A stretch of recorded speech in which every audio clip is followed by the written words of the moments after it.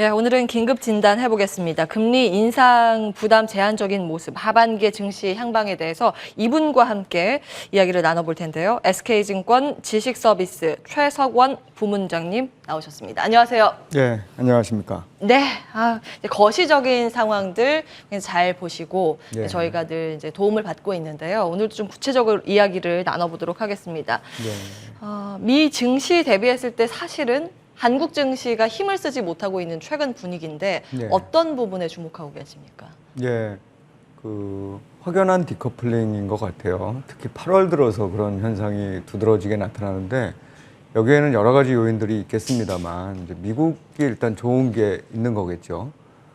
딴 쪽이 안 좋은데 미국도 안 좋으면 디커플링이라고 얘기할 수 없겠죠. 그렇죠. 미국이 좋은 이유는 두 가지로 저는 보는데 일단 경기 확장이 지속되고 있고 모멘텀이 좀 줄었다고 하더라도 두 번째는 그런 경기 확장 추세를 이어갈 수 있게끔 통화 정책이든 재정 정책이든 어쨌든 실패하지 않고 성공할 거다라는 믿음이 시장에 유지되는 것 같아요. 예. 물론 일부 전문가들은 연준이 실수하고 있다 이런 얘기를 하기도 합니다. 지금 확장 통화 정책을 실수하고 그렇습니다. 있다고요? 예, 이게 이제 나중에 굉장히 큰 어떤 충격으로 돌아올 거다 이렇게 얘기를 하는데 그건 이제 일부 전문가들 얘기고 시장이 전반적으로 어떻게 보고 있느냐는 결국 그 신뢰가 큰 것 같다. 잘 매니지할 거다. 말하자면 나빠지면 좀 완화적으로, 좋아지면 조금 속도를 내서 통화 정책을 변경하는 이러한 어떤 이 의사결정에 실수가 그렇게 크지 않을 거다라는 생각을 하는 것 같아요. 반면에 이제 어제도 나왔지만 이머징 마켓은 사실 미국이 이렇게 테이퍼링을 하든 어떤 통화 정책을 하게 되면 굉장히 고민에 빠지게 되거든요. 네. 자금이 유출될 수 있는 상황, 뭐 이런 부분들도 있고 그동안 들어왔던 자금들이 자산 가격을 이렇게 뛰어오르게 만들었을 때 이걸 어떻게 매니지해야 될지에 대한 고민들이 생깁니다. 이제 그런 부분들을 반영해서 사실 8월 이후에 우리뿐만 아니라 이머징 마켓 전반이 선진국 증시에 비해서는 좀 나쁜 이런 상황인 거고 마지막으로 우리나라에 대해서만 좀 더 말씀을 드리면 이게 동아시아 전반적인 문제이기도 한데 코로나19 방역과 관련돼서 사실 굉장히 우리가 프리미엄을 받아왔었거든요. 잘하고 있다. 그런데 이게 이제 잘 끝나지 않으니까 어떤 현상이 나타나냐면 지금 상황에서 보면 미국은 이미 굉장히 많은 분들이 항체가 형성됐을 거예요. 예. 백신을 통하든 아니면 걸렸든. 그런데 우리나라는 지금 이제 보면 굉장히 항체 형성률이 낮을 수밖에 없는 상황이잖아요. 그러면 신규로 감염이 되시는 분들은 상당히 좀 위험한 수준까지 병환이 짙어질 수 있기 때문에 계속 방역을 강화하는 이런 방향으로 가는 거죠. 그래서 백신 접종률이 오를 때까지 그런 어떤 프리미엄들이 좀 기존에 있었던 프리미엄들이 좀 이렇게 둔화되는 이런 양상이 아닌가 생각이 듭니다. 예. 미국은 집단 면역을 향해서 차근차근 가고 있는데 한국은 그에 비해서는 좀 아쉽다라는 평가. 예, 방역에 대해서 조금 더 힘을 쏟아야 되는 현재 상황에 대해서 외국인의 시각도 좀 우려감을 가지고 바라볼 수 있다라는 점까지 포인트로 체크를 해주셨습니다. 아무래도 우리나라는 미국처럼 기축 통화는 아니기 때문에 사실 금리 정책이나 통화 정책을 좀 선제적으로 방어적인 기제로 바라볼 수밖에 없는데요. 그런 관점에서일까요? 한국은행이 어제 또 금통위에서 금리 인상을 결정하지 않았습니까? 사실은 어느 정도는 좀 예견은 하긴 했는데 이걸 시장에 영향력을 주고 있다고 봐야 되는 건지 아닌 건지도 조금 모호한 시각도 있어서요. 어떻게 보십니까? 말씀하신 대로 뭐 영향을 조금은 주고 있는데 크게 주지는 않고 뭐 약간 이렇게 혼란스러운 상황이긴 한데 금리를 올릴 때 상황을 보면 그때 상황이 경기가 확장 국면이냐 아니면 경기 확장 속도가 좀 늦어지느냐에 따라서 차이가 납니다. 확장 국면이 지속돼서 금리 인상을 충분히 경제 주체들이 견딜 수 있을 거라고 생각이 드는 상황에서는 금리를 인상해도 사실 증시가 별로 영향을 안 받아요. 그런데 이게 지금 약간 우리는 제조업 경기가 조금 둔화되면서 이게 그 코로나19 재확산으로 인해서 서비스업 쪽으로 확산되지 못하고 있는 그런 단절 상태에서 금리 인상이 진행됐기 때문에 시장이 조금 더 불안하게 생각하는 건 맞는 것 같아요. 그리고 또 한 가지는 사실 이번 코로나19 이후에 많은 나라들이 금리를 내리고 금리를 인상한 국가들을 보면 대체적으로 좀 우리가 생각하기에는 크레딧 리스크가 큰 나라들이었어요. 그죠? 그러니까 주요국 금융 위험도가 조금 노출이 심한 국가들. 우리는 사실 증시는 아직 이머징으로 평가되고 있지만 경제적으로 봤을 때는 이제 선진국으로 평가되는 국가인데 그런 선진국으로 평가되는 국가 중에서 거의 첫 번째로 지금 금리를 올린 셈이 됩니다. 그러니까 그런 시그널은 사실 그렇게 썩 좋은 건 아니에요. 그러면 한국은행도 그걸 몰랐을 거냐? 분명히 알고 있었을 거고 그 이유가 있을 텐데 그럼에도 불구하고 했던 그 이유를 상당히 많은 사람들이 한국은행이 의도적으로 자산 가격을 좀 이렇게 좀 누르려고 하는 거 아니냐는 생각도 할 수 있죠. 그러다 보니까 이제 경기 확장 기대감이 다시 금리 인상의 힘을 누를 때까지 시장은 조금 이 우리나라로 따지면 이 정책적인 어떤 이 변화가 진행되는 과정 속에서 좀 불안한 모습을 당분간은 이어갈 수 있을 것 같아요.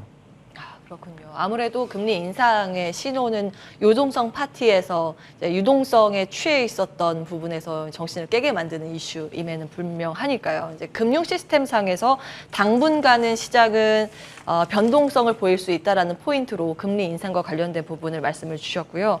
그 이제 미국의 그러니까 정책적인 부분이 조금 더 주목을 많이 받고 있으니까 미국의 테이퍼링 이슈 관련해서 좀 체크를 해보겠습니다. 오늘 밤부터 잭슨홀 미팅이 열리게 되고 여기에서 힌트가 나오지 않으면 9월 FOMC 의사록에 어느 정도 힌트가 나올 것이다. 뭐 이런 이야기가 나오고 있는데 포인트를 어떻게 잡고 계십니까? 예, 이번 잭슨홀 미팅, 그러니까 잭슨홀 심포지움이라는 것 자체가 뭐 미국 통화 정책을 어떻게 하겠다 이거를 주장하는 그 자리는 아니고요. 정부 행사는 아니고 그렇습니다. 사실은 그냥 심포지엄이죠. 모여서 맞습니다. 이야기 그래서 나누는 작년에도 보면, 근데 작년에는 좀 중요했어요. 왜냐하면 큰 방향성을 바꾸는 그런 움직임이 있었거든요. 예. 고용에 초점을 맞추겠다. 그래서 그 이후로 많은 사람들이 이거는 정말 고용 문제가 해결되기 전까지는 계속 그 저금리와 테이퍼링이 아니라 그 양적 완화를 지속하겠구나.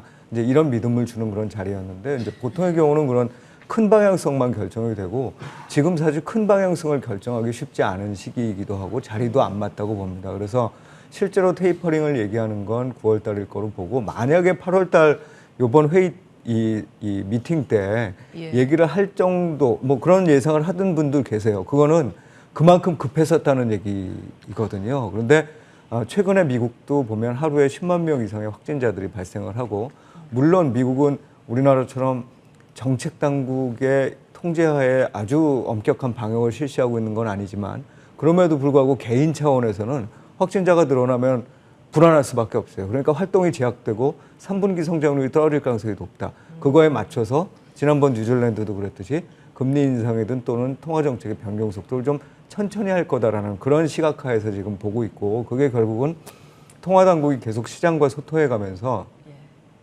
이게 저금리가 자산가격을 올렸다는 건 뭐 당연한 얘기인 거죠. 당연한 얘기인데 그거를 되돌리는 과정도 현재의 상황과 맞춰서 좀 호흡해가면서 진행하고자 하는 게 이제 연준의 뜻이라고 보면 우리는 사실 그거에 비해서는 조금 더 그 공세적인 그런 형태이기 때문에 미국의 통화 정책이 시장에 큰 영향을 미칠 것 같지는 않아요. 테이퍼링을 시사해도 안 해도 이게 문제가 되지 않을 거라고 보시네요. 예, 근데 과거에 사실 2008년 금융위기 이후에 또 충격 이후에 이제 테이퍼링을 시작하고 그 회수하는 기간들 쭉 보면 또 경험치가 있었고 굉장히 시장의 반응을 보면서 그때그때 이제 소통을 하면서 또 정책 방향을 수정했던 이력이 있었기 때문에 전반적으로 이 관계자들도 그런 시각으로 바라보는 듯합니다. 시장에 최대한 충격을 주지 않는 선에서 미국은 선택을 할 것이다라는 부분.